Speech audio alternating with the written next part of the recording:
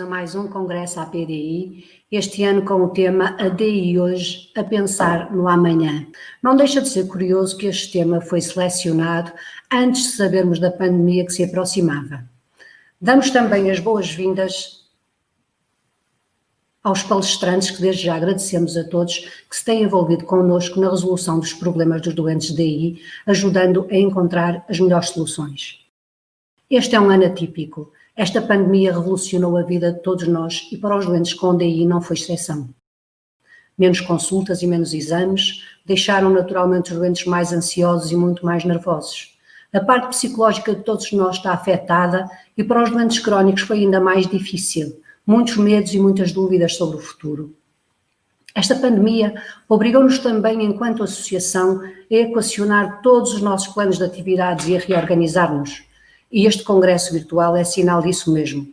Temos que encontrar novas formas de comunicar, que têm também a vantagem de nos permitir chegar a todas as pessoas que vivem com DI com muito mais segurança. Desculpem. Durante os últimos meses foi preciso dar respostas imediatas que muitas vezes não tínhamos, mas que os doentes de DI nos solicitavam. Metemos naturalmente mãos à obra e fomos antecipando algumas situações e necessidades dos nossos doentes. Conseguimos identificar pelo menos um e-mail ou um telefone por hospital para que os doentes de DI conseguissem manter o contacto com o seu médico, evitando deslocações aos hospitais por agravamento da doença ou por necessidade de medicação, conseguindo manter assim o acesso aos cuidados de saúde que os nossos doentes necessitavam. Naturalmente que temos que deixar um nosso muito obrigado a todos os médicos que prontamente nos facilitaram esse e-mail ou esse telefone para que se conseguisse manter a relação médico-doente, que é tão essencial para os doentes que vivem com colite ulcerosa ou com doença de Crohn. Juntamente com outros parceiros da área da saúde, em final de março, conseguimos operacionalizar uma solução para que a medicação levantada nas farmácias hospitalares chegasse mais perto dos doentes, ou à sua casa, ou à sua farmácia comunitária.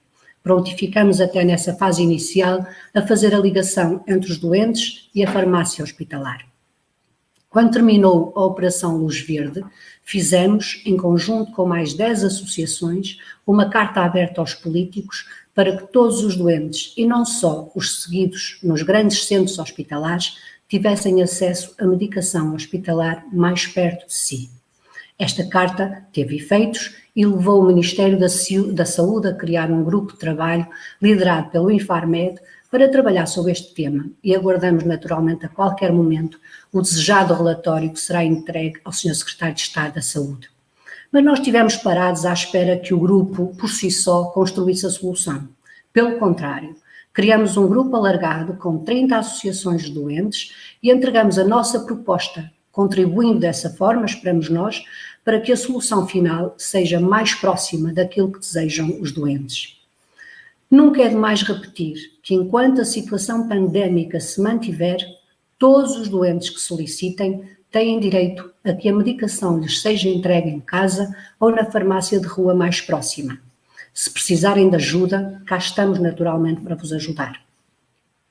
Por outro lado, toda a informação que sendo disponibilizada pelos médicos de DI a nível internacional foi sendo traduzida pela nossa associada Ana Sofia Correia, a quem publicamente agradecemos a sua disponibilidade para o fazer, muitas vezes até quase de um dia para o outro.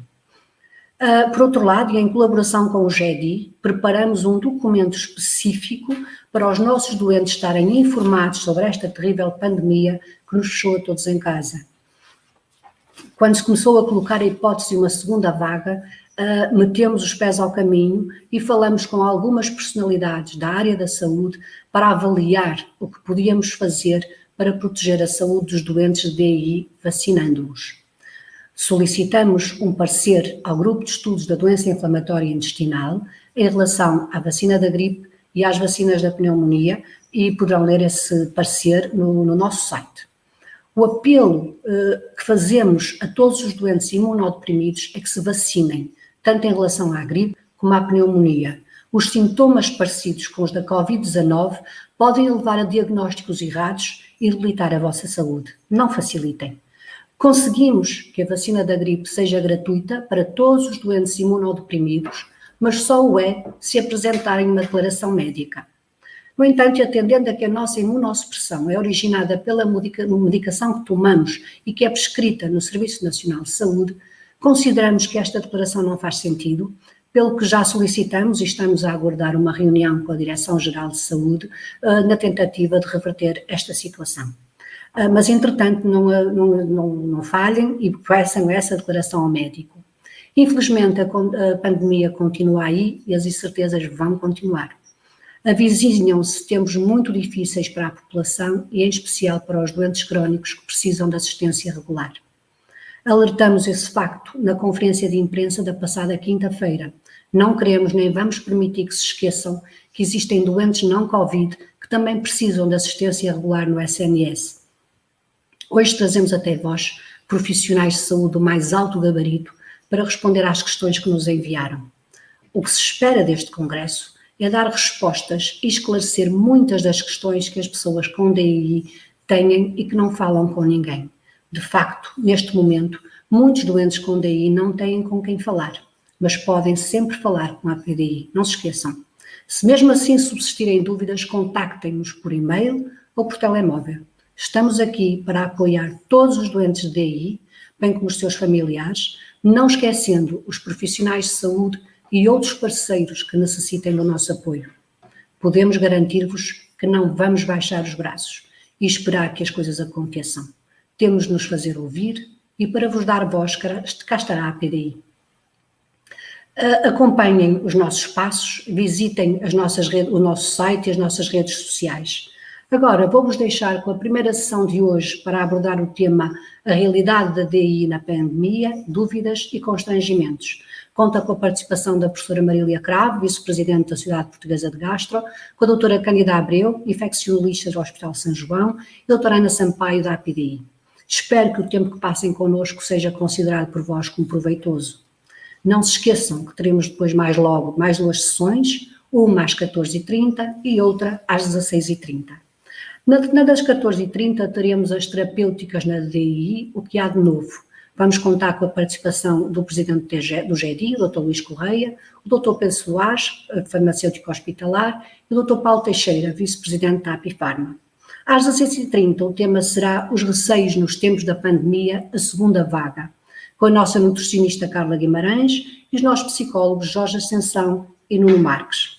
Agradecemos desde já a todos os palestrantes por disponibilizarem uma parte do seu tempo de descanso para informar os doentes de DI nestes tempos difíceis para todos.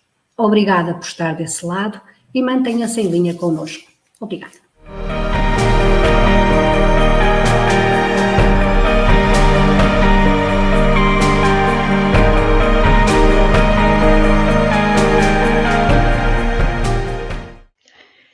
Muito bom dia, em nome da APDI e depois da excelente apresentação da doutora Cândida Cruz, dou as boas-vindas a todos os que nos acompanham neste 4º Congresso da Associação Portuguesa da Doença Inflamatória do Intestino em modelo virtual. O mundo mudou, como todos sabem, nos últimos 8 meses e hoje a nossa realidade é viver o presente, a pensar no futuro, um futuro melhor. Porque esse futuro melhor vai chegar, temos certeza. Enquanto não chega, vamos conhecer a realidade de quem tem vivido este tempo com algumas dúvidas e certamente muitos constrangimentos. Não é fácil ter doença inflamatória intestinal, que implica já constrangimentos vários e acrescentar outros problemas que são comuns a todos os portugueses nesta fase. Vamos saber como tem sido este processo. E comigo está uma mesa muito feminina. Marília Cravo, gastroenterologista, vice-presidente da Sociedade Portuguesa de Gastroenterologia, como já referiu a doutora Cândida. A Cândida Abreu, também infecciologista do hospital, do centro hospitalar, assim é que é, de São João. E Ana Sampaio, presidente da APDI. A todas dou as boas-vindas, sejam muito bem-vindas, e é muito importante esta primeira mesa, sem dúvida, porque, segundo um inquérito feito pela APDI, os constrangimentos e as dúvidas são aquilo que estão, de facto, a preocupar mais os portugueses que têm doença inflamatória do intestino. E por isso mesmo eu vou chamar a Ana Sampaio para nos dar, para já, A visão geral daquilo que tem acontecido nesta fase na associação. O doente com doença inflamatória do intestinal é um doente crónico. Como é que tem sido a vida dos doentes crónicos em geral e dos doentes com doença inflamatória intestinal particularmente? Bom dia a todos. Realmente os doentes de doença inflamatória do intestino têm vivido estes tempos de uma forma diferente, se calhar como muitas outras pessoas, mas com algumas situações que os preocupam. Preocupam muitas vezes as deslocações aos hospitais, o que é que vão encontrar, preocupa-os também se os exames e as análises que têm marcadas serão para fazer, como é que podem recorrer a alguns exames que foram desmarcados e que muitas vezes ainda aguardam a sua nova marcação. Preocupam-se também como é que vai ser daqui para a frente, e toda esta nova vaga que todos estamos a viver agrava ainda mais estas preocupações e se teremos que voltar todos para casa. Portanto, são um bocadinho as populações das pessoas em geral, mas também da doença inflamatória, relativamente, por exemplo, à medicação que fazem e como é que interage com toda esta situação, se são mais vulneráveis ou não. São preocupações que os doentes crónicos vão mantendo no seu dia-a-dia e que nos vão reportando e que nós vamos tentando sempre ajudar com o que vamos sabendo e com as nossas informações que colocamos no site e que enviamos aos nossos associados por e-mail. Doutora Cândida Abreu, são legítimos estes receios que a Ana Sampaio enumerou das pessoas com doença inflamatória do intestino? Faz sentido ou hoje já sabemos muito mais sobre a pandemia por Covid-19 e de facto as pessoas podem estar mais calmas? Muito obrigada, antes de mais, pelo convite para estar presente no vosso congresso. É com muita honra que aqui estou. Não sei qual foi exatamente o critério para a escolha, mas na verdade eu vejo muitas vezes doentes com doença inflamatória intestinal na consulta de infecciosas, que dá apoio à consulta da gastroenterologia, e já o faço desde 2010. Portanto, eu acho que são lícitos os receios e as preocupações que as pessoas têm, claramente.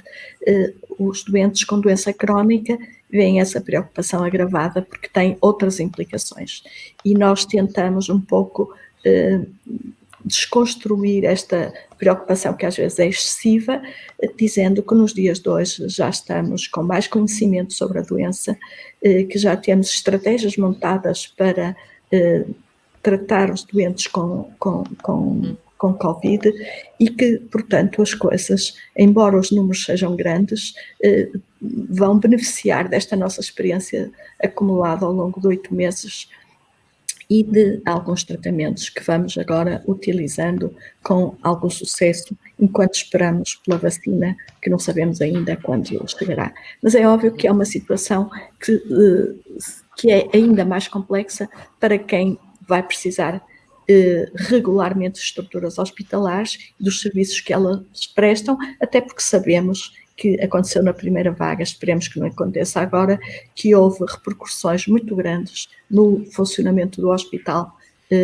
para lá da situação Covid, e houve uma paragem que se refletiu em atrasos e em falta de exames. É isso que nós não queremos que aconteça nesta segunda parte, é isso que estamos a tentar fazer, manter a normalidade e ao mesmo tempo dar resposta aos doentes com Covid, alguns dos quais também com doença inflamatória intestinal, felizmente todos aqueles que eu pude ver com formas muito benignas e que nenhum deles, que me lembro agora, necessitou de internamento, o que é também uma mensagem positiva a dar. Esta é uma doença diferente das outras e é uma doença que não tem afetado mais alguns tipos de imunossupressão, não todos, não estou a falar do doente hematológico com neoplasia, não estou a falar de doentes com insuficiência de órgão, por exemplo, insuficiência hepática, insuficiência renal, esses sim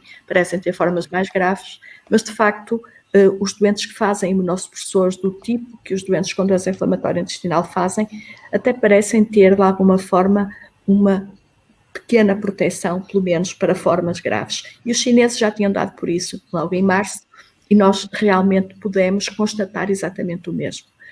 Alguns dos fármacos utilizados, como são diminuidores da resposta inflamatória, tem essa vantagem, entre aspas, nas formas graves da doença. Claro que a pessoa se infecta tal e qual como se não tivesse doença inflamatória intestinal, isso é igual para todos nós, mas depois as formas graves parecem ser menos graves naqueles que fazem, por exemplo, anti-TNFs, porque há uma modulação da resposta inflamatória e nós sabemos que na Covid, como em muitas outras doenças inflamatórias, é a inflamação e não já muitas vezes o agente que vai ser responsável pela maior ou menor gravidade da doença. E, portanto, isso é uma mensagem com um fundo de esperança que eu transmito às pessoas que naturalmente acham que, como em relação a outras doenças, poderão estar mais afetados por formas graves. Aqui não parece ser esse o caso, quando fazem os imunossupressores do tipo que são prescritos na doença inflamatória intestinal.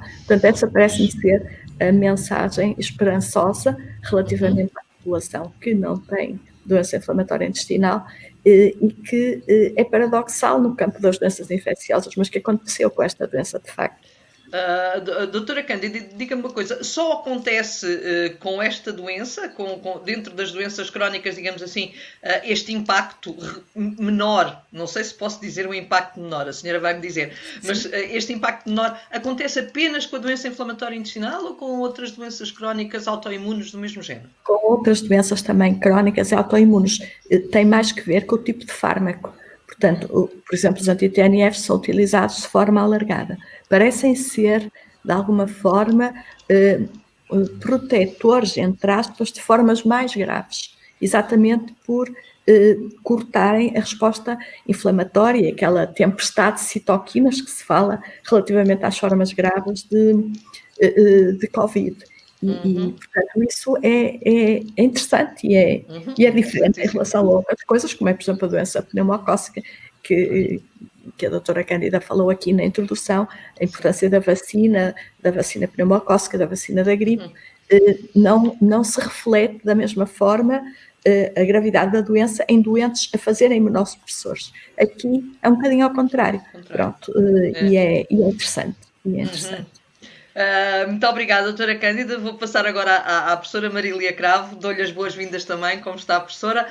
Aliás, a senhora já há uns tempos atrás tinha falado nesta situação que a doutora Cândida agora aqui nos está a trazer. Há uns tempos atrás, durante uma reunião que fizemos, já havia a possibilidade de facto, a doença inflamatória ter aqui alguma parte benéfica, digamos assim, que não ia ter um peso tão grande nesta pandemia. Continua a manter essa posição? Tem números para nos dar relativamente a este processo?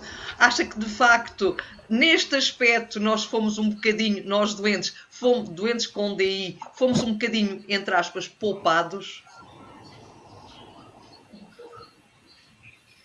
Não estamos a ouvir, doutora. Penso que o seu microfone estará desligado. Tem Penso que o seu microfone... Acontece. Pronto, muito obrigada pelo convite, é sempre um prazer estar nas vossas reuniões e de facto eu concordo também com o que a doutora Cândida acabou de dizer. E de facto em março nós estávamos um bocadinho todos em pânico, não é? Ou seja, sabemos que os doentes com doença inflamatória do intestino são imunossuprimidos pela sua doença, fazem terapêuticas imunossupressores e por isso era muito desconhecido o que é que vai acontecer a estes doentes se tomarem contacto com o vírus.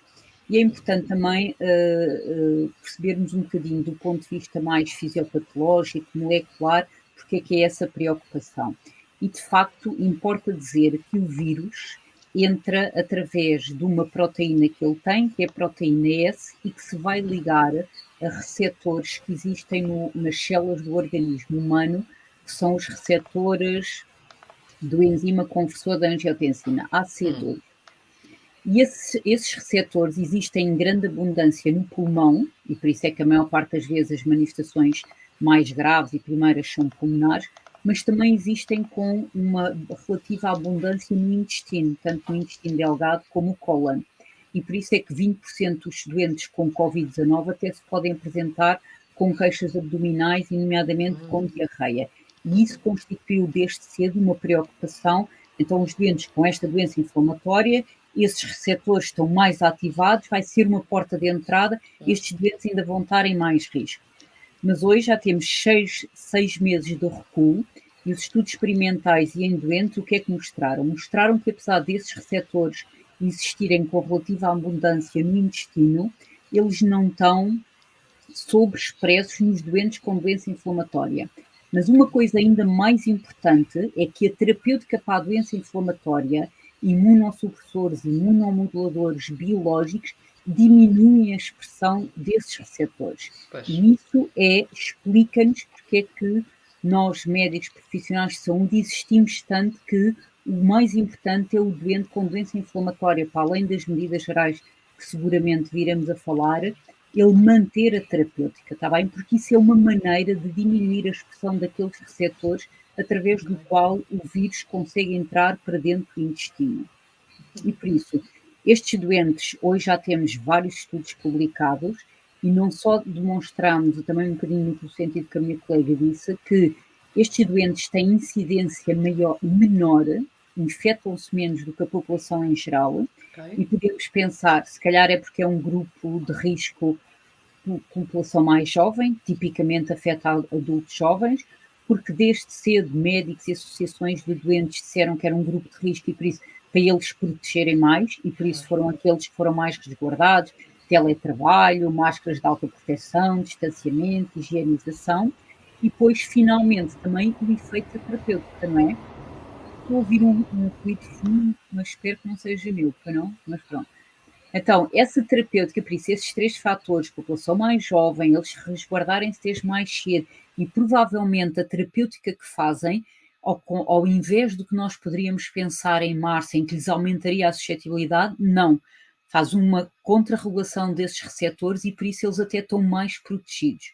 Por outro lado, aqueles que se infectam com o Covid, também provavelmente relacionado com isto e com a própria terapêutica, têm tido morbilidades e mortalidades mais baixas. No hospital onde eu trabalho, no Beatriz Ângela, onde temos um grande número de doentes com terapêuticas biológicas, nós temos já um número razoável de doentes que se apresentaram infectados e existe uma base de dados que é o Secure Internacional e também estudos portugueses na Sociedade Portuguesa de Gastro com bases de dados para registrar esses doentes. E tenho-vos a dizer 2 coisas. Para já, em março, abril, recebemos um número anormal de doentes que aparecia com colites graves fulminantes. Eu digo um número anormal, provavelmente em relação com os doentes, com medo de ir ao hospital, conforme a Ana já disse, ficavam mais em casa e quando apareciam, ou seja, foi 1 ou 2 meses em que nós recebemos, em geral recebemos um desses por mês ou menos ainda, e durante 1 ou 2 meses recebemos 3, 4, 5 grandes, muito mais doentes. De acordo com a terapêutica que está recomendada, esses doentes começaram terapêutica biológica de forma muito precoce, está bem? Os corticoides, esses sim, provavelmente aumentam o risco. E por isso, o que nós vimos, eles começam as terapêuticas biológicas e depois, passado 2 ou 3 dias, vem-nos o resultado do Covid, não é como agora que demora 24 horas.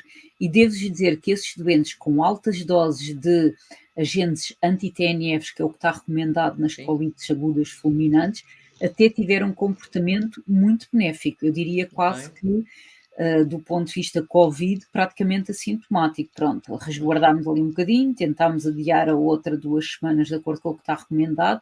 Agora, se alguma coisa, estes agentes anti-TNFs controlou a tempestade de citoquinas associadas ao Covid e foram doenças do ponto de vista Covid muito ligeiras, está bem? Eu diria assintomáticas. Portanto, não temos ainda números, pois não, nacionais. Nacionais ainda não temos, as pessoas têm que meter os dados, há sempre uma certa preguiça da parte dos profissionais de saúde em aderir a essas bases. Há bases na Sociedade Portuguesa de Gastro e pronto, vai agora haver a semana de estiva, talvez apareçam alguns trabalhos interessantes nesse aspecto. E depois também temos os doentes que estavam em terapêutica de manutenção com agentes biológicos e que apareceram infectados. também infecções assintomáticas, aquilo que nós fazemos é protelar uma semana, 2 semanas, até que é o tempo que ele tem para eliminar o vírus, não é? E por isso, se há alguma coisa, tal como a Marina estava a dizer, os receios de todos nós, profissionais de saúde, doentes, em relação a serem um grupo de risco, por os motivos apontados, até parecem ter menos incidência, formas menos graves, e percebendo um bocadinho a fisiopatologia. Claro. Portanto, esta primeira mesa começa muito bem, digamos assim, Ana Sampaio. Eu acho que temos aqui motivos de muita esperança, como nos disseram as nossas duas convidadas nesta primeira fase. São boas notícias, digamos assim, para já são boas notícias. Claro que nem toda a gente, se calhar, está a fazer a medicação que nos protege, mas mesmo assim, porque haverá pessoas que estão em corticoides, por exemplo, e esses estarão em situações mais complicadas, mas de modo geral, digamos que são boas notícias, ou não? São boas notícias, mas não se descurem na segurança, claro. E continuem, não é, a manter as distâncias de segurança, continuem a usar máscara, mas sim, pelo menos acho que os nossos doentes já não têm um peso tão grande em cima deles, não é? E poderão realmente perceber que se mantiverem as regras da população em geral, podem ter a sua vida normal e trabalhar, pronto, evitar espaços fechados, isso toda a gente já sabe. As regras são as mesmas, não é? As regras são as mesmas que para todos os portugueses, digo eu. Sim, mas se calhar aquelas pessoas que estão neste momento, e nós temos alguns casos de pessoas que estão fechadas em casa e que não querem sair, podem realmente ver aqui uma nova esperança de poderem finalmente sair um pouco, porque isso também lhes faz bem depois à parte psicológica, e exercício físico também, uma boa caminhada faz sempre bem. Sim, isso, e vamos falar disso até da parte da tarde, noutras mesas, que de facto, se calhar a alimentação e se calhar o exercício físico têm sido muito, muito descurados. Em todo o caso, temos esta boa notícia que é já muito importante. Eu queria também aproveitar esta pausa antes de voltar às nossas convidadas para saudar todas as pessoas que nos estão a ver. E pelos comentários que nós temos recebido aqui ao lado, a dar os bons dias a todos nós, eu penso que está muita gente connosco, o que é uma segunda boa notícia. Vamos agora falar de uma coisa, temos duas coisas ainda para falar, minhas senhoras, durante este debate. Uma delas tem a ver com um dos problemas que, segundo o inquérito feito pela APDI, de preparação, digamos assim, para este congresso, uma das questões mais colocadas pelas pessoas, a questão das vacinas. Principalmente a questão da vacina da gripe e a pneumocócica, devo ou não devo fazer, que sintomas é que eu posso vir a ter com estas vacinas, são obrigatórias ou não são, onde é que as devo fazer, etc, etc. Doutora Cândida já aqui lançou algumas ideias sobre a vacina, mas eu queria ouvir também as nossas duas convidadas. Doutora Cândida Abreu, começo pela senhora. Vacina da gripe, para já, sim ou não para os doentes com doença inflamatória intestinal. Vacinas da pneumonia, sim ou não também para estes doentes. Efeitos que podem ter ou não. A palavra é sua. O microfone, doutora, o microfone, se não se importa.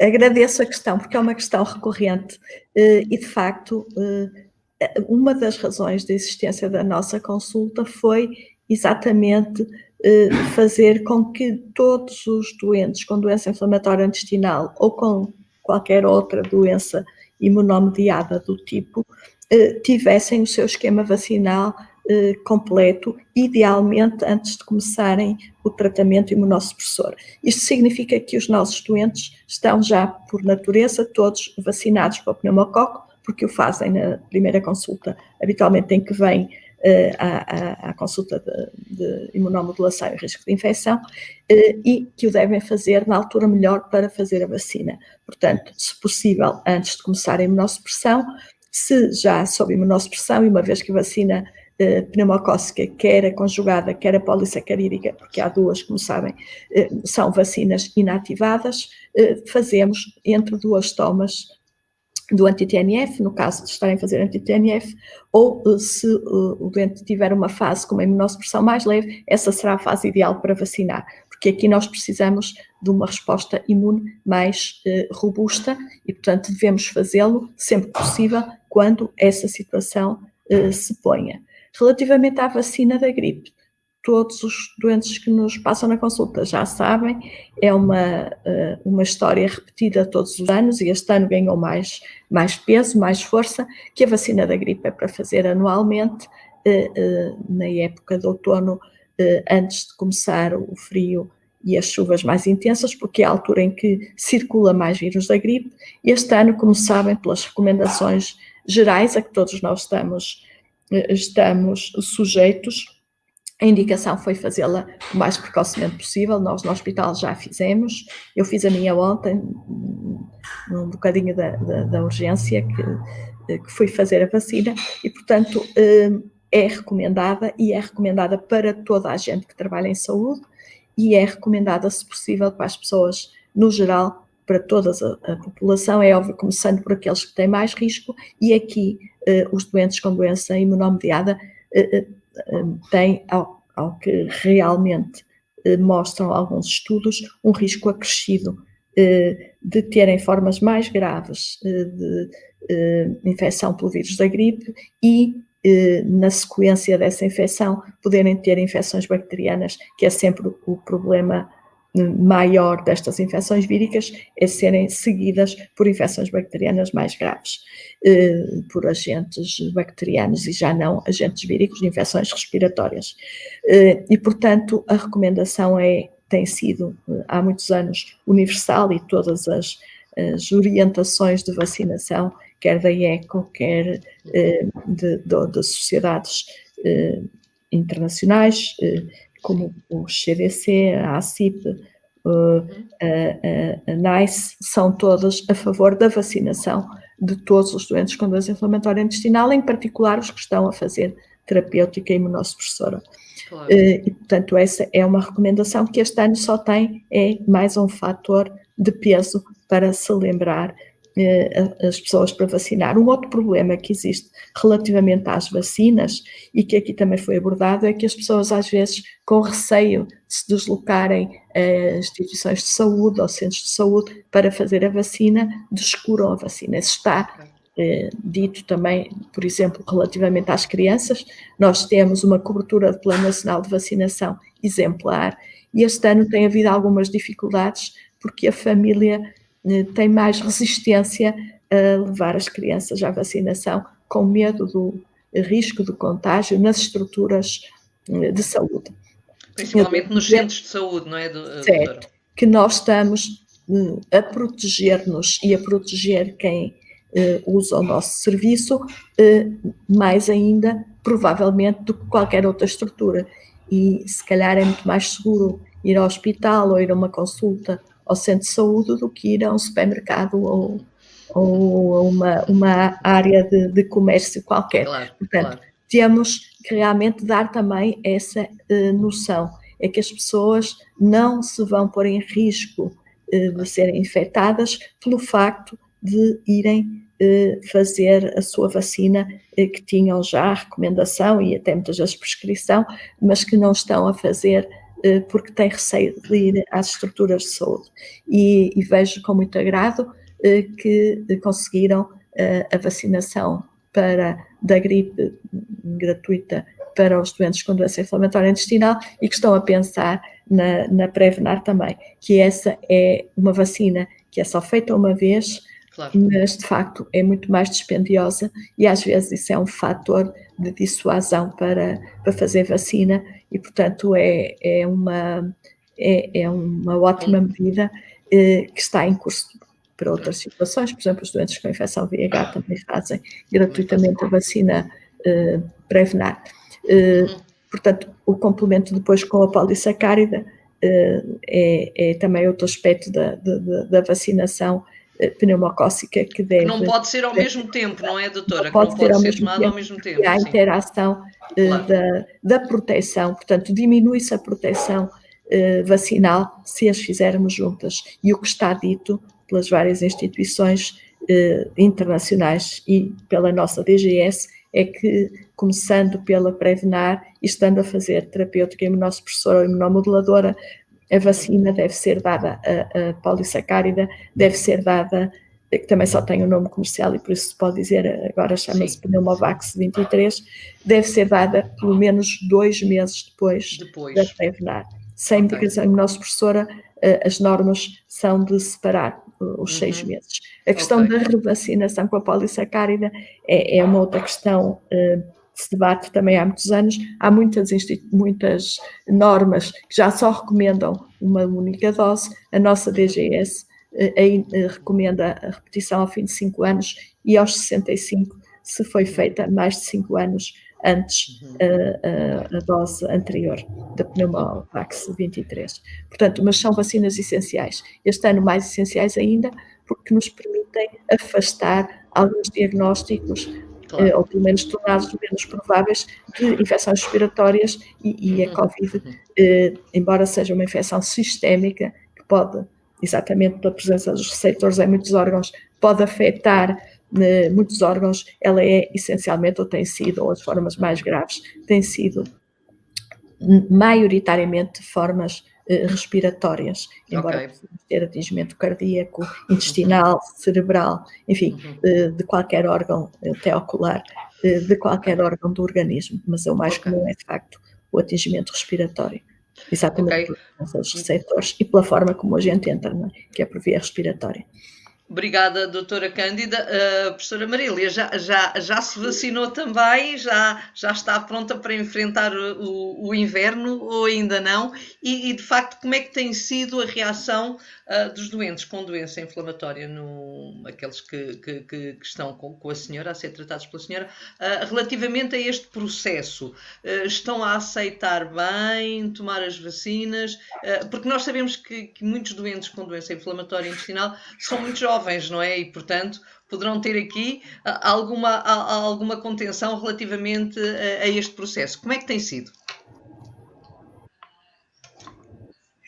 É assim, eu já me vacinei há cerca de 2 semanas. A campanha de vacinação foi lá no hospital, foi há 2 semanas e por isso eu também entrei e pronto.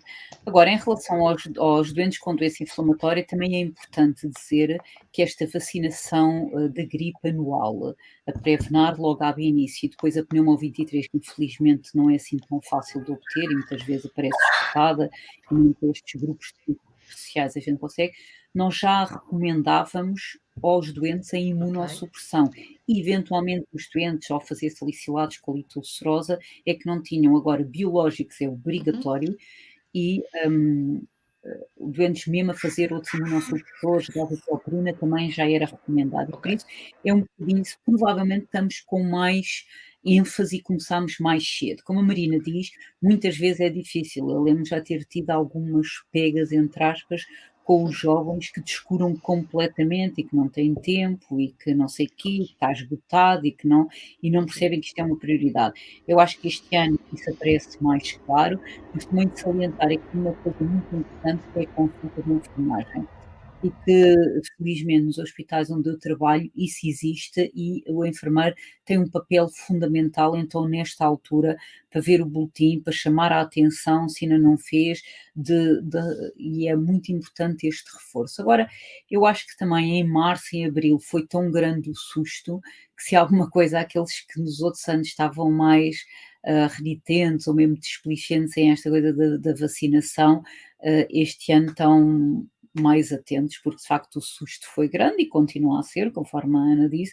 Não são estes estudos agora que felizmente que nos dizem que os doentes não estão em risco, até podem estar em menos risco por motivos vários, ou as respostas não são más, o curso da doença é benigno, que nós não podemos descurar. Mas atenção, que eu acho que é muito importante a parte da enfermagem e de fazer este reforço. Também um aspecto que eu gostava de dizer, provavelmente vai ser focado à tarde, mas eu não quero deixar de dizer, que é em relação à parte da vitamina D. Muitas vezes estes doentes têm déficit de vitamina D, têm maior incidência da chamada doença óssea metabólica, osteopenia ou osteoporose, pela própria inflamação, mais do que terem propriamente carências de cálcio ou de vitamina D. Em relação, já há muitos anos que se sabe que a vitamina D, mais do que uma vitamina, é uma hormona, e neste contexto do Covid, parece que os receptores a que se liga a vitamina D têm uma grande semelhança, homologia com os receptores do Covid-2 do Covid-19. E então o que se está a fazer, e há mesmo estudos em cuidados intensivos, em dar altas doses de vitamina D no sentido de termos formas menos graves.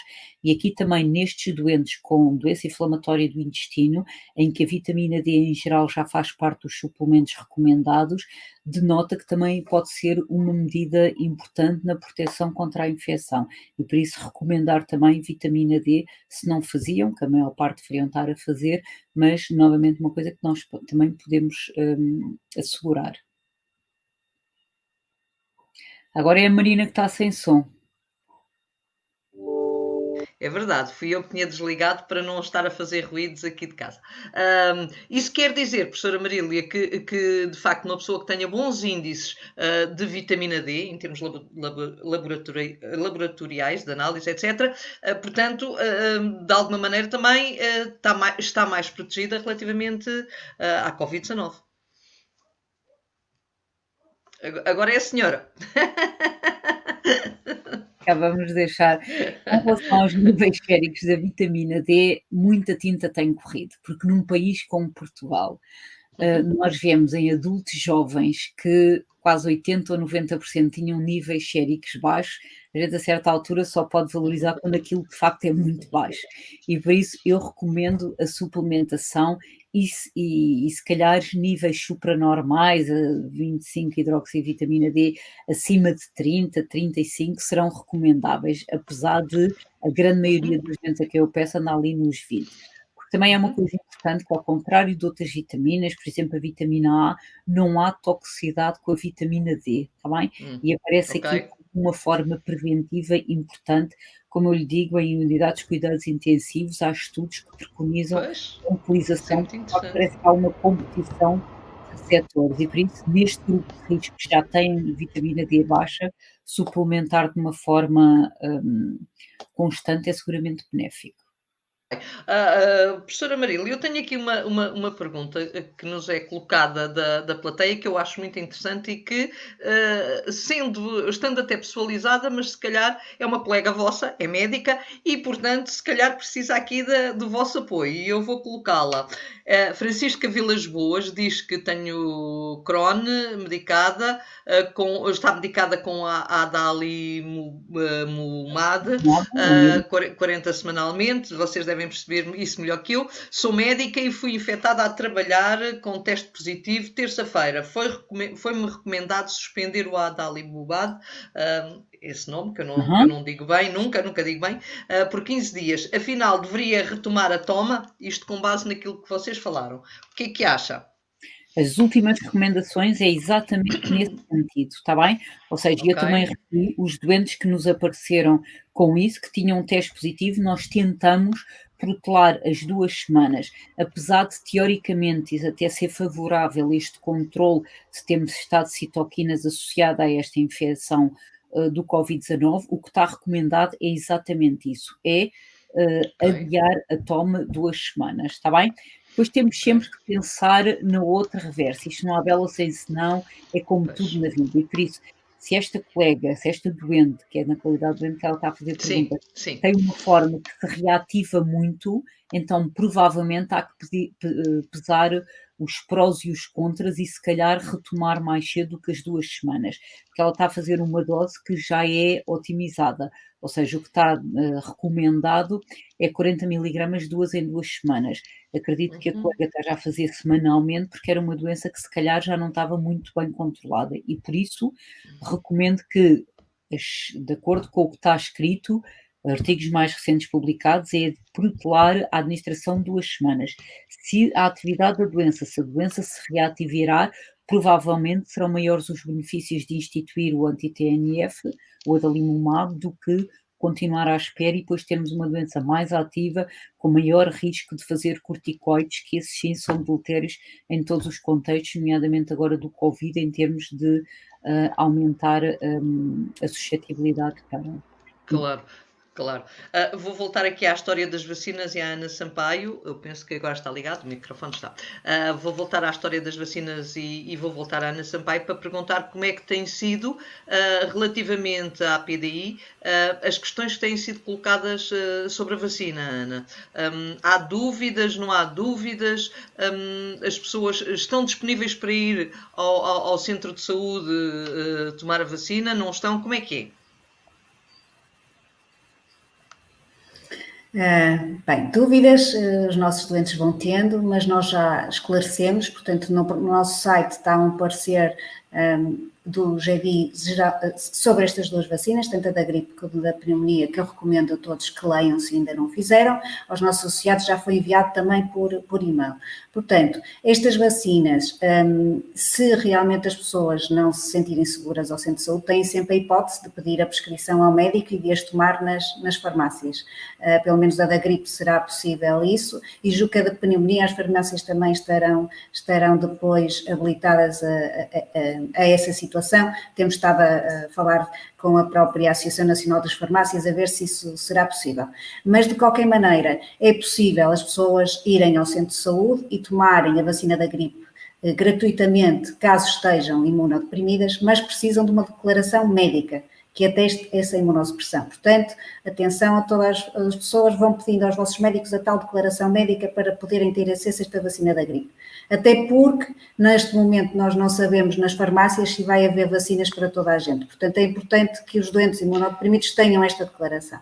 Oh, Ana, diga-me uma coisa que eu não percebi bem. Portanto, não chega a receberem por parte do hospital o pedido de receita. É isso que me está a dizer. Isso não chega, é preciso algo mais. Se tiverem receita, podem ir à farmácia. Okay. Isso é um ponto. Não tendo receita, podem ter direito na mesma, ou se não quiserem pagar a vacina, podem ir ao centro de saúde e têm direito à vacina os doentes imunodeprimidos, os que estão a fazer imunossupressão terapêutica. Okay. Mas têm que ter a tal declaração do médico, portanto precisam ter uma declaração para atestar essa imunossupressão. Relativamente à vacina da pneumonia, também se é possível que alguns doentes estejam enquadrados na vacina gratuita e deslocarem-se ao centro de saúde. Mas para isso é preciso também uma declaração do médico que ateste que essa vacina tem vantagens para esse doente. Portanto, há lá se lerem as normas da DGS, está lá a dizer que doentes com uma vacinação iatrogénica forte podem realmente, com essa declaração, ter acesso à vacina da forma gratuita. Mas é preciso que discutam bem este assunto com os vossos médicos e tentem ver estas situações. E o que nós aconselhamos sempre é realmente fazerem estas vacinas, alertarem os seus médicos, conseguirem esta declaração e pronto, tiverem das duas situações. Se não se sentirem confortáveis no centro de saúde, então sim, podem ir às farmácias tomar a vacina da gripe, e as farmácias dão a vacina da gripe mediante a receita médica, ou então a vacina da pneumonia. Estamos a ver essa situação, a ver se também será possível no futuro. Como é que estão as negociações relativamente à vacina da pneumonia? As negociações, é muito difícil neste momento estar a ter negociações, não é? Pronto. Dado o estado do país, está tudo muito centrado na Covid-19, mas pelo menos com a ANF já tivemos esta sensibilização para o facto desta situação das farmácias e, segundo informações que eu já vi veiculadas, em Lisboa haverá uma tendência para as farmácias se unirem na distribuição das vacinas aos doentes com mais de 65 anos, talvez também se consiga estes imunodeprimidos, mas ainda é um bocadinho cedo para sabermos tudo isto. Sabemos é que a partir do dia 19, que é segunda-feira, portanto, deverão estar disponíveis a vacina da gripe. Mas, como vos digo, vão estando atentos, nós, à medida que formos também sabendo notícias, vamos veiculando, seja aos nossos associados, seja no nosso site e nas redes sociais. e aproveito para dizer quem ainda nos está a ver e não é sócio da APDI, que é uma boa altura para, de facto, se tornarem sócios, porque nesta fase, de facto, a APDI vai dando todas as notícias ao minuto, digamos assim, quase, relativamente a tudo aquilo que está a acontecer. Minhas senhoras, um outro tema que eu queria trazer para aqui e que foi também, teve muito em destaque no inquérito feito pela APDI, tem a ver com o teletrabalho. Vou começar pela professora Marília agora. Os doentes com doença inflamatória intestinal têm muitos constrangimentos, como nós dissemos, e muitos medos, e o teletrabalho aparece aqui como uma tábua de salvação. Será mesmo assim, doutora Marília? Ou se calhar, estando em teletrabalho muitas vezes e prolongando este teletrabalho durante muito tempo, criamos aqui problemas também graves para os doentes? Como é que é? Pronto, inicialmente foi uma solução, pronto, era manter e todos o possível em teletrabalho e mesmo aqueles que não podiam estar em teletrabalho, e falo, por exemplo, de profissionais que estão em hospitais e que têm doença inflamatória do intestino, e o que estava publicado era que não havia nenhuma contraindicação formal que esses profissionais continuassem a ir, se tivessem, deviam era sair dos circuitos Covid positivo, e por isso, como em 2 meses nós tínhamos esses circuitos estabelecidos, foi o que nós aconselhámos. Atualmente, se me perguntar, por exemplo, um doente com colite ulcerosa medicado com mesalazina, e eu aproveitava aqui para dizer, já há bocadinho falou da primeira vez que eu falei, em março ou abril, em que os primeiros dados tinham sugerido que a mesalazina, por um mecanismo que não se percebia nada, estava associado a maior prevalência, e de facto não se percebia o mecanismo, e às vezes há relações estatisticamente significativas, biologicamente não relevantes. Eu acho que isso foi uma das associações, e por isso hoje está perfeitamente demonstrado que a mesalazina não aumenta o risco, não aumenta a suscetibilidade do indivíduo. E por isso, em termos puros e duros, um doente medicado, uma colite ulcerosa medicado com mesalazina, tem tantas razões para ficar em teletrabalho, como eu ou como outra pessoa qualquer, sem A nenhuma doutora doença. não pode, a doutora não pode. Eu não posso. Mas como pessoa sem imunossupressão ou sem nenhuma doença crónica. E por isso, mas se me pedem, por alguma razão, pronto, eu discuto com o doente e vou entrar exatamente isso que a Marina me disse, que é os inconvenientes, não é tudo coisas boas como tudo na vida. Se é um doente, depois já agora aproveito também para falar, porque isso ficar em teletrabalho tem a ver com risco acrescido, tem a ver com terapêuticas, está bem? Okay. E por isso, salicilados não fazem mal nenhum, não aumentam o risco, não existe nenhuma regra para dizer este doente, pela sua doença, pela terapêutica, tem indicação, não existe. Os biológicos também já vimos que não aumentam o risco, mas pronto, são uns imunomoduladores. E depois há uma outra classe de fármacos que são os imunossupressores. A azathioprina é o mais utilizado, ou uma pequena molécula ainda muito pouco utilizada, o tofacitinib, que essas teoricamente estão associadas a maior risco de infecções virais em geral, nomeadamente herpes, e o Covid também é um vírus, e por isso teoricamente o que nós recomendamos é não iniciar estas terapêuticas novas nesta época agora. Se os doentes já estiverem a fazer e tiverem em remissão total e tiverem outras comorbilidades, forem idosos, insuficiência cardíaca, doença respiratória, desmamar e parar. Okay. E por isso esses poderão ser o grupo de maior risco. E se esses doentes pedirem para ficar em teletrabalho, eu passo-lhes a declaração. Mas cada vez mais eu gosto de discutir isto com eles, porque isto é uma coisa muito importante.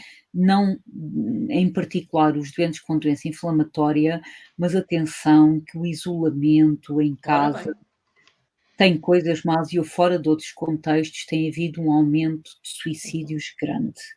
Eu não sei se isto já está, se calhar é de doentes que eu tenho conhecido, mas não é nenhum doente com doença inflamatória, mas quadros depressivos pré-existentes agravam-se, das pessoas ficarem isoladas, e por isso um doente com uma doença inflamatória do intestino temos que discutir um bocadinho aquilo que nos parecia tão evidente em março e abril, está bem?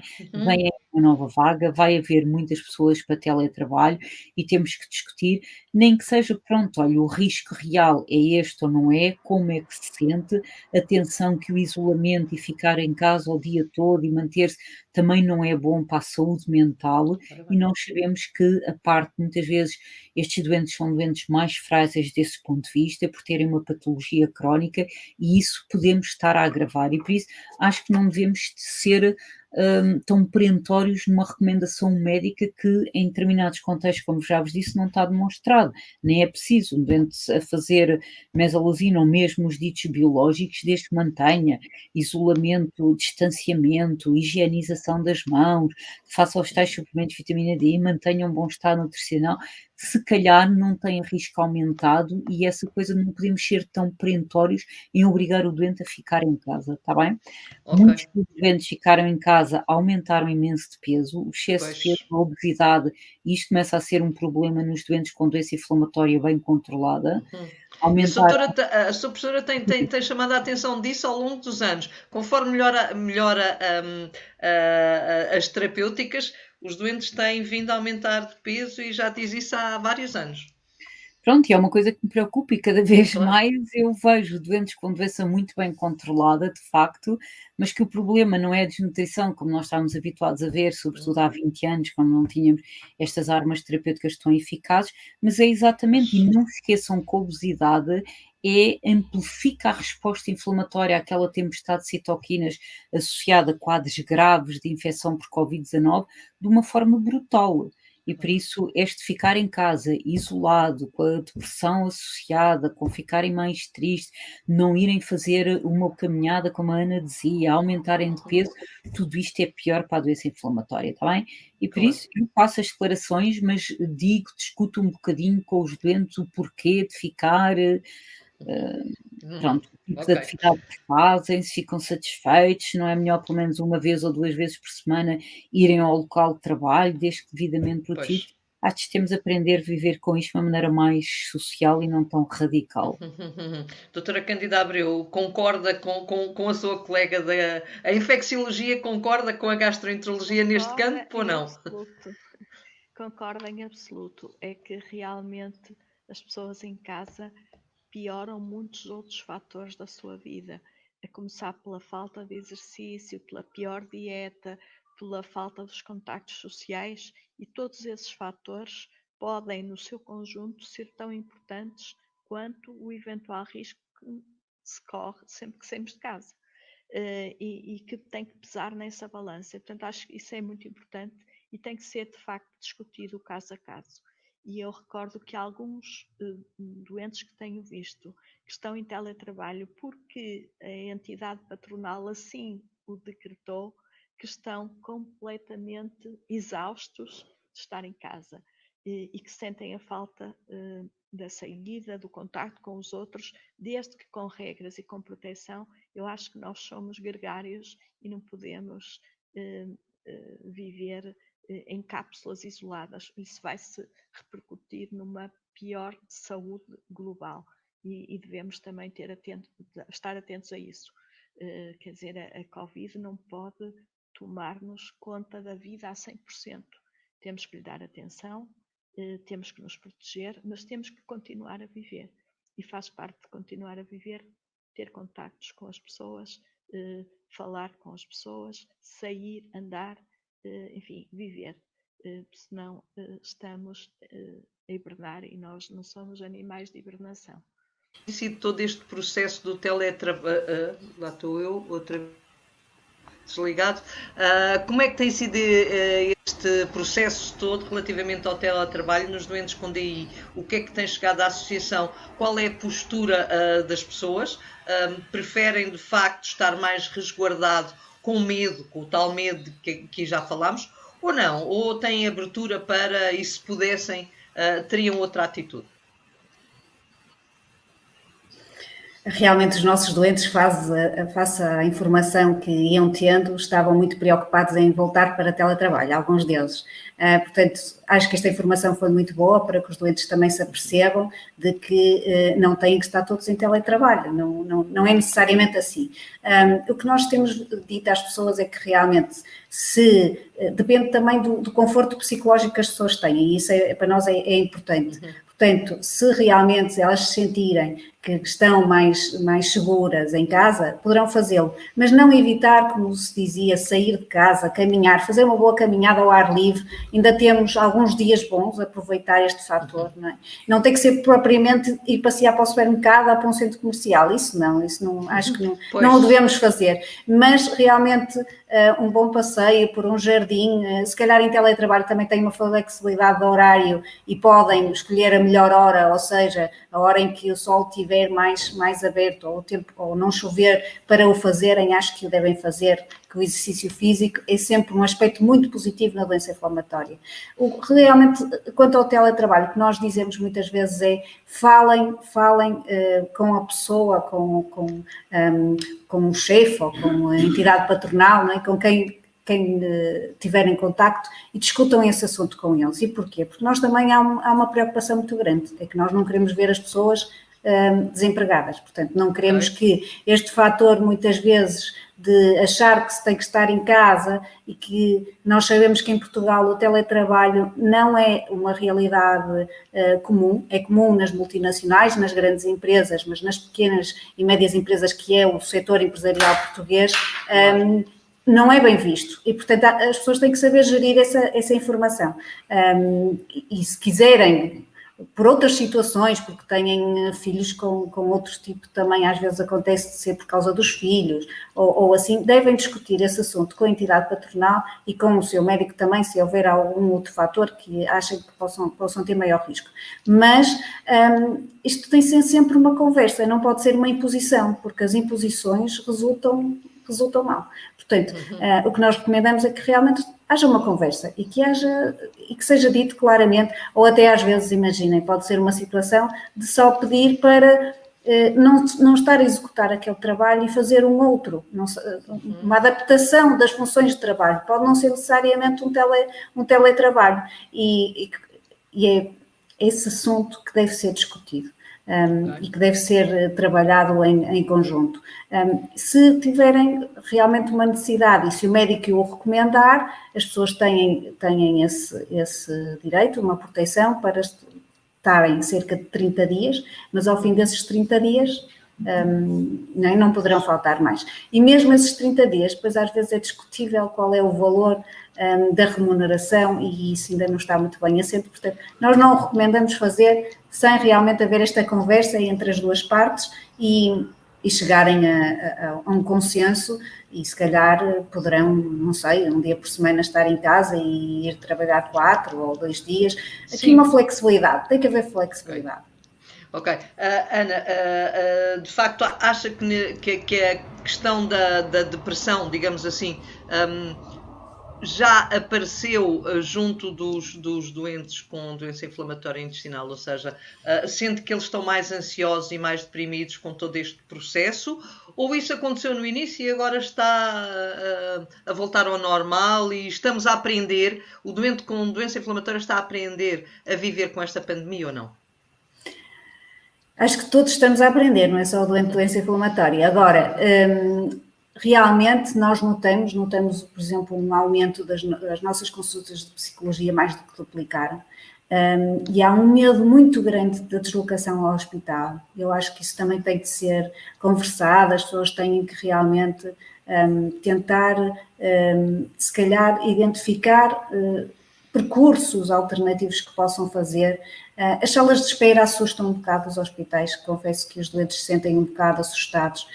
Nós temos alertado para esse fator, temos falado com os administradores hospitalares para que realmente tenham em atenção os circuitos que as pessoas fazem, estas salas de espera, e depois pode haver outras situações que se possam aqui evitar. Por exemplo, não é necessário os doentes deslocarem-se à farmácia hospitalar para levantar medicação. Podem ver principalmente a maior parte dos hospitais já têm circuitos de entrega, podem pedir a entrega em casa ou na farmácia mais próxima. Estamos a discutir, esse caso está a ser discutido com o próprio Infarmed e também vai haver aqui uma posição mais reforçada sobre esta questão, mas de qualquer maneira já há hospitais a fazerem. Portanto, se houver aqui algumas deslocações que considerem desnecessárias, podem rever essa situação, ou então podem, por exemplo, também conseguir e ver se conseguem levantar uma maior quantidade disponibilizar maior quantidade de medicamentos para não irem tantas vezes. Pode ser alguns circuitos, mas realmente as farmácias, os hospitais,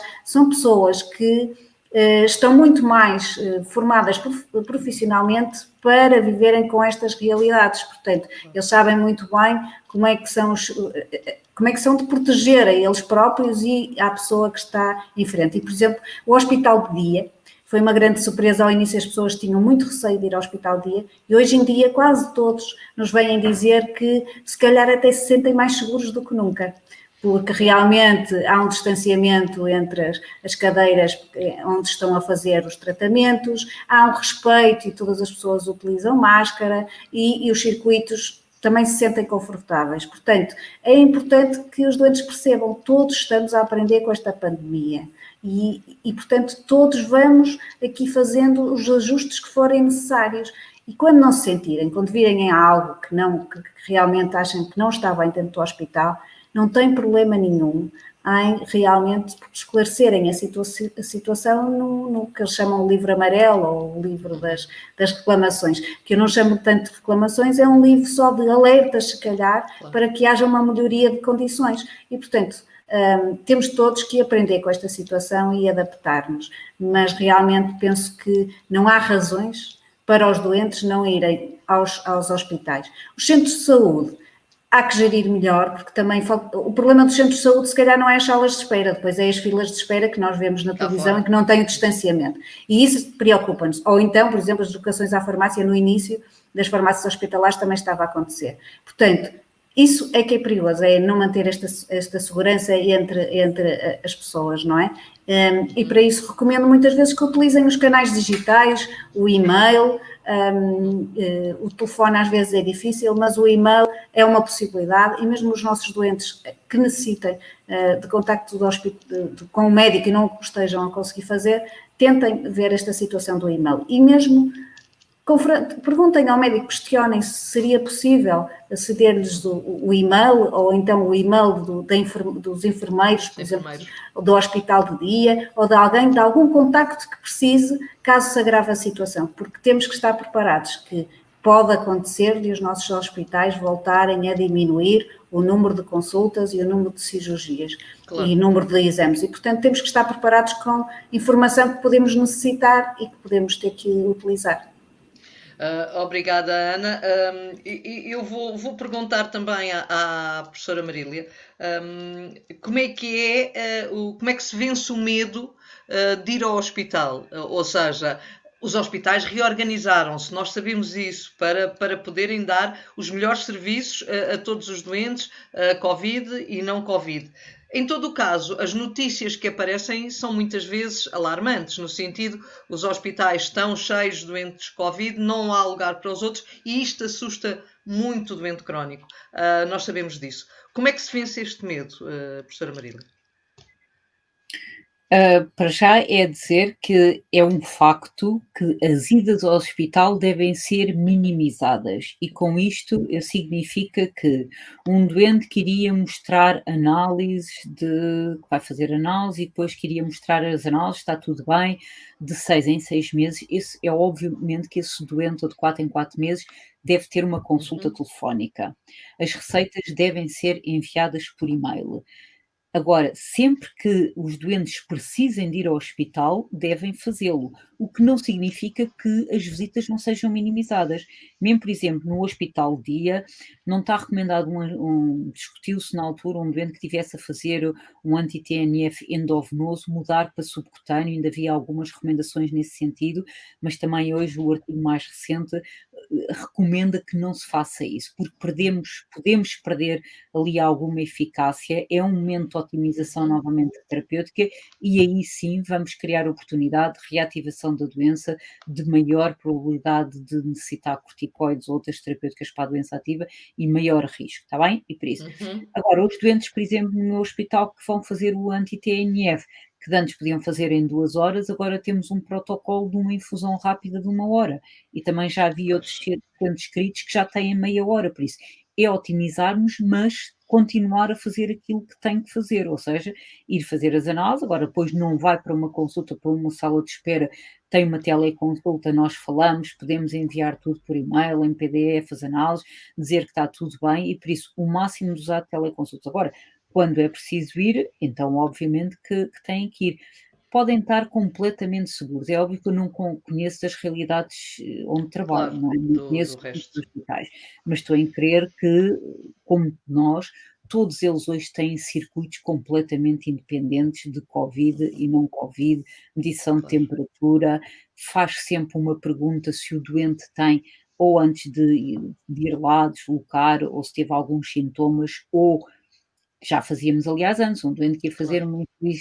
uma infusão de anti-TNF e tinha algum quadro, estava subfebril, algum quadro, protelava-se, não é? Agora, para além de protelar-se, tem alguns sintomas, e atenção que os doentes com doença inflamatória do intestino e infecção Covid pode ser uma diarreia agravada, e isso não devemos pensar só em reativação da doença de Crohn, mas pode ser a forma de expressão do Covid. É óbvio que protelam, fazem o teste, mas o que eu chamo aqui a atenção é, se têm que ir, têm mesmo que ir, está bem? E isso podem ir em Pois. segurança, porque os circuitos estão completamente seguros.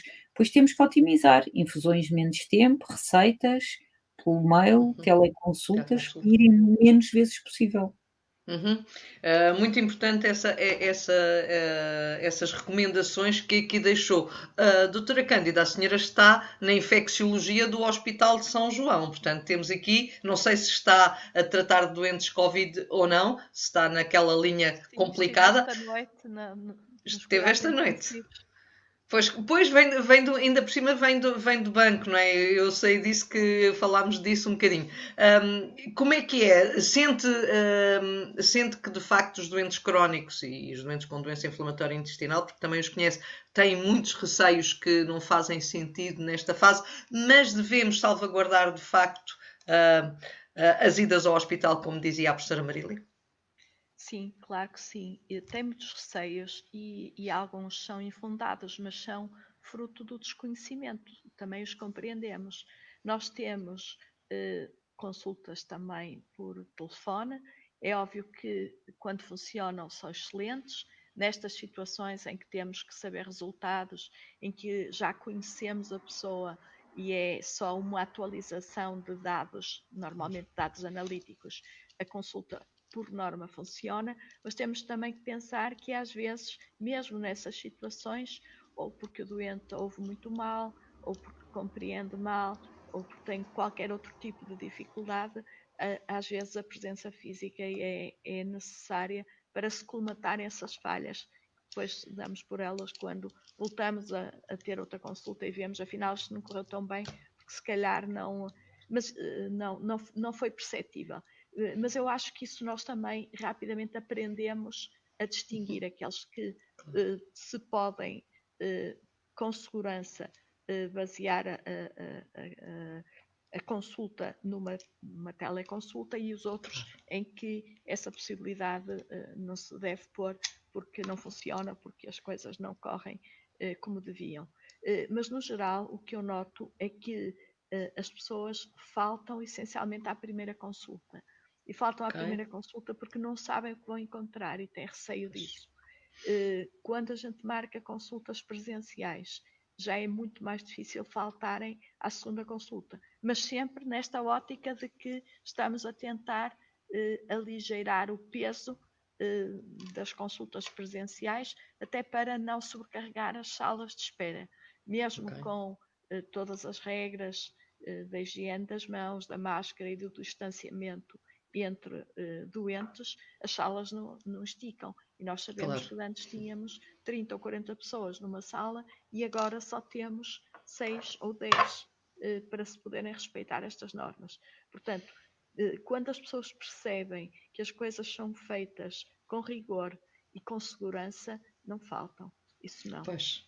Agora, isto é sempre um balanço entre as condições que temos, a quantidade de doentes que temos, aquilo que nós podemos fazer ou não fazer pela teleconsulta e jogar um pouco com isso tudo. Estamos todos a aprender, não é? Não só os doentes também, nós também, onde podemos e até onde podemos confiar na teleconsulta e como podemos aligeirar a carga de pessoas presentes ao mesmo tempo na sala de espera. E uma das soluções que no meu hospital se adotou foi alargar o período das consultas e, portanto, distribuir as pessoas por mais tempo, de forma a que não se concentrem todas no início da manhã ou no início da tarde nas salas de espera. Portanto, isto é uma aprendizagem global que implica não só a nossa atividade, mas também a organização do próprio hospital e se quiserem, a reorganização de acordo com estes parâmetros e para conseguirmos ter mais eficácia e mais segurança. Mas tudo isso acho que tem sido conseguido e estamos hoje melhor do que estávamos há uns meses atrás, porque já lidamos todos com a mesma situação, com mais à vontade. E espero que as coisas assim continuem, porque é também muito importante que não esqueçamos todo o resto da atividade. E as coisas piores que aconteceram nestes meses foi que tivemos, de facto, alguns doentes, agora no caso estrito da doença inflamatória intestinal, que por receio de virem ao hospital, deixaram de fazer a sua terapêutica e depois tiveram que ser internados com exacerbações da doença. Claro, é isso que nós, nos doentes crónicos, queremos evitar o mais possível. É continuar a manter as doenças controladas e que os doentes ganhem confiança no sistema e em nós e portanto, as coisas possam correr bem para ambas as partes. Aliás, estava agora connosco aqui presente a Verena Melo, uma associada da APDI, em que nos dizia que tinha ido na semana passada ao Hospital de São João fazer uma colonoscopia, agora bem a propósito, e que se sentiu muito segura. Portanto, aí temos um caso de alguém que de facto não teve problemas em continuar a fazer aquilo que deve fazer, mas claro, com os cuidados que as duas especialistas que estão aqui connosco já referiram. Vamos entrar agora na parte final da nossa conversa e eu queria que todas me deixassem aqui recomendações para os tempos que aí vêm, ou seja, nós estamos outra vez todos tivemos com muito medo no início. Depois achámos que pronto, isto agora já passou, ou pelo menos já abrandou, e agora os números estão-nos outra vez, os números de doentes com Covid estão-nos outra vez a deixar com muito medo. E eu vou começar pela professora Marília a dizer, professora Marília, o que aí vem parece que não é assim tão bom quanto nós estávamos à espera, não é? Portanto, isto ainda se vai prolongar mais algum tempo, a Covid e este vírus ainda vai ficar connosco. As nossas cabeças vão continuar baralhadas sobre como lidar com tudo isto. Que recomendações deixa para os doentes com DI? Para os doentes com DI, eu também acho que são muitas recomendações neste estado em que estamos tão mal, são recomendações para todos, não é? Ou seja, os evitar aquilo que a tutela tem dito, a direção ou o governo, evitar as aglomerações com mais de 5 pessoas. Agora, distanciamento social, andar sempre com máscara, quer em recintos fechados, quer na rua. A higienização das mãos, que antes éramos tão obsessivos que relaxámos um bocadinho, voltar a andar com aquelas soluções alcoólicas na carteira, no carro. Esses tipos de cuidados, e depois cuidado consigo próprio, está bem? Já foram referidas aqui com um bom estado nutricional, manter a atividade física. No estado nutricional, volto a referir a vitamina D, que eu acho que é bastante importante também, manter a atividade física e manter a terapêutica. A terapêutica, quer seja para a doença inflamatória do intestino, quer sejam para outras patologias crónicas, doentes asmáticos, hipertensos, pronto, mantemos no máximo isso e de facto, pronto, é o mais importante. Estes números surgiram provavelmente agora também nós ficamos sempre os mais jovens, não é? Mas eu sei que isso é verdade e que as pessoas estão muito fartas e por isso nós temos que voltar à carga e fazermos um bocadinho e sabemos que os mais novos são mais impacientes que os mais velhos, têm menos medo, têm a vida toda pela frente, acham que são imortais e de facto não só não são imortais e é isso, nós também já fomos jovens e também sentíamos isso, e não só não são imortais, como colocam em risco muitos outros, e eles não são, e também, infelizmente, há quadros graves, e a doutora Cândida tem seguramente experiência disso, e fatais, em jovens que não tinham nenhuma doença risco e só por têm alguma suscetibilidade que lhes deu ter uma resposta inflamatória tal que teve um desfecho menos bom. Por isso, as recomendações, eu acho que anda sempre a isso e, novamente, não serão muito diferentes dos doentes com DI com os outros. Eu também acho que é importante não estarmos sempre a estigmatizar, está bem? Vamos só, os doentes com DI vão fazer aquilo que os outros deviam também estar a fazer, mas mais bem feito, se calhar como sempre, está bem? E a terem mais cuidados com isto é o que está recomendado e manterem a terapêutica.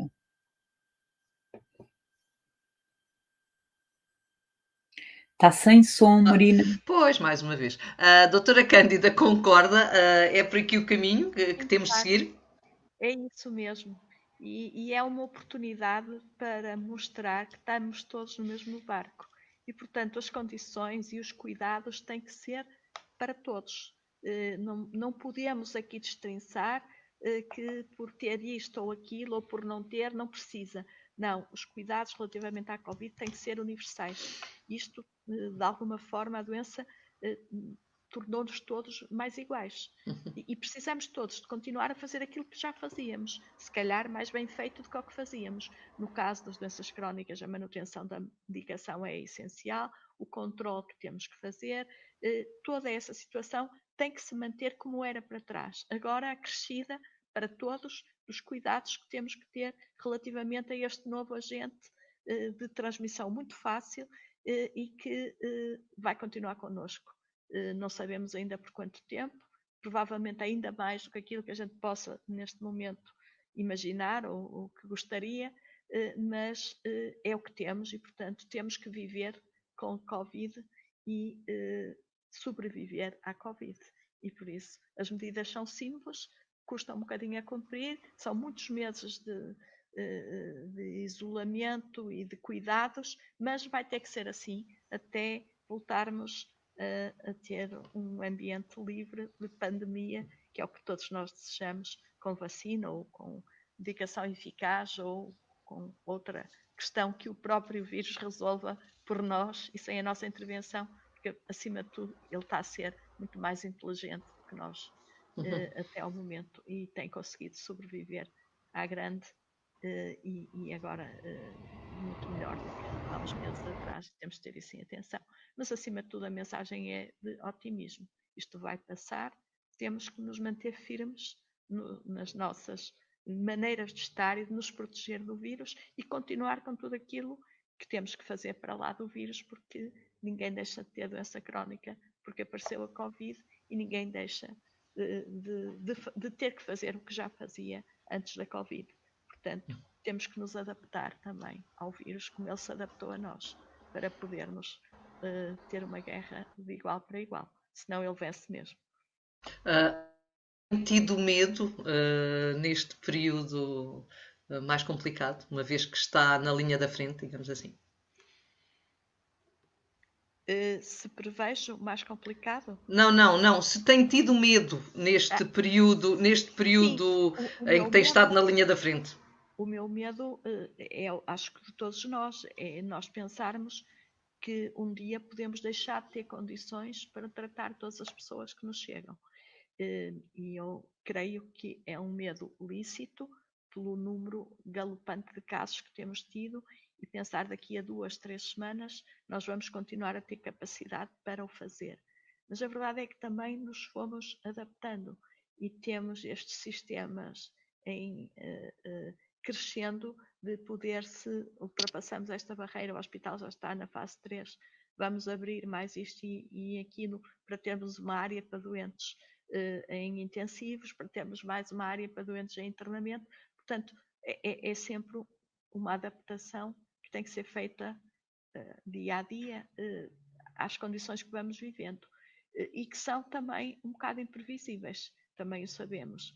E é isso com que temos que nos agarrar, é que temos que ter planos A, B, C e D e ir resolvendo no nosso dia a dia da melhor forma, com a melhor resposta, mas acima de tudo sem pânico e sem perder o controle da situação, porque o mais importante é que realmente consigamos manter a lucidez e que as medidas tomadas, e eu concordo em absoluto, e há muito tempo que devíamos andar todos de máscara no exterior, e que talvez isso tivesse, enfim, contribuído para não ter havido este boom de casos, embora seja difícil garantir esta situação, porque isto tem sido por toda a Europa, não é? Estamos a assistir à mesma história em todo o lado.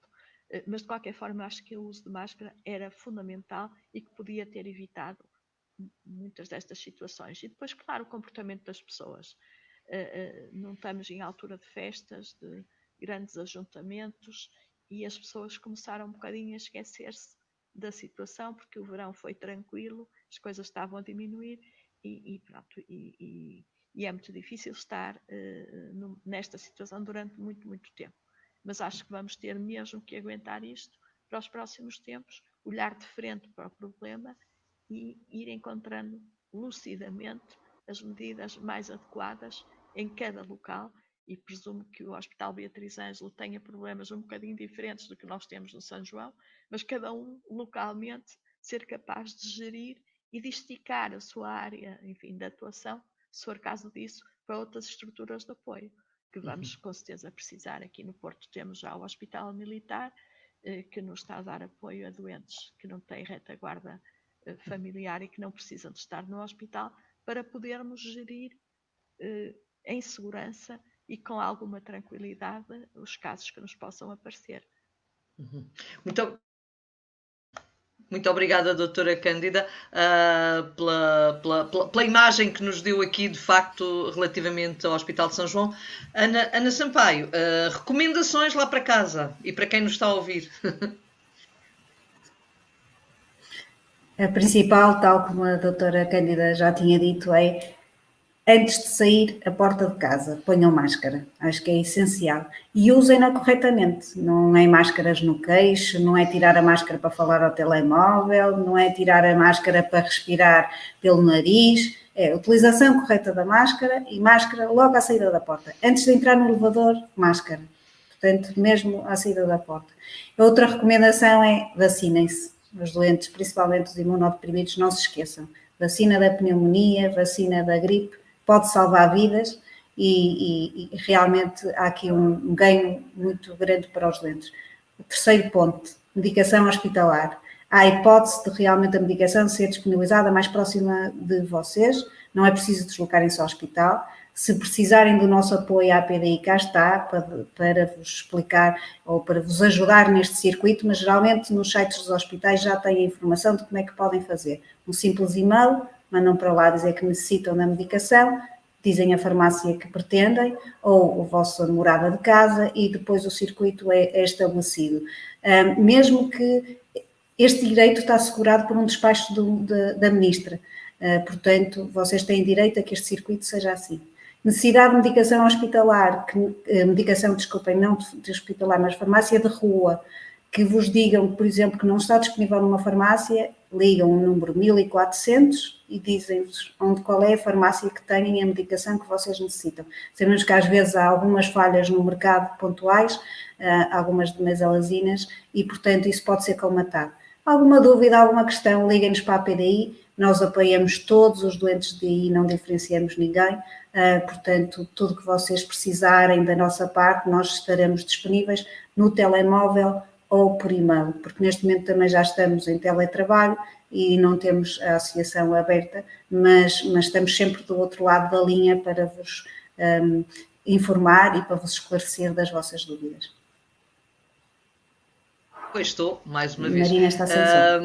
Muito obrigada, Ana Sampaio, muito obrigada, professora Marília, muito obrigada, doutora Cândida Abreu, por este esforço que teve de vir de banco e de estar aqui connosco. Agradeço-lhes imenso, foi uma mesa que eu considero muito boa, em que deixámos aqui indicações muito, muito precisas e que eu penso que de alguma maneira contribuíram para tranquilizar até os doentes com doença inflamatória intestinal. Quem entrou a meio e não ouviu a mesa toda, tudo aquilo que foi dito, estejam à vontade, porque o vídeo vai ficar no Facebook e no site da APDI, e podem voltar atrás, ouvir, estar com mais atenção. Houve muitas questões que foram colocadas aqui que eu não as trouxe para as nossas convidadas, porque de facto eram questões muito pessoais e que não podíamos estar, porque nem a doutora Marília nem a doutora Cândida, a professora Marília e a doutora Cândida, conheciam o historial da doença e, portanto, não havia como dar essas respostas e, portanto,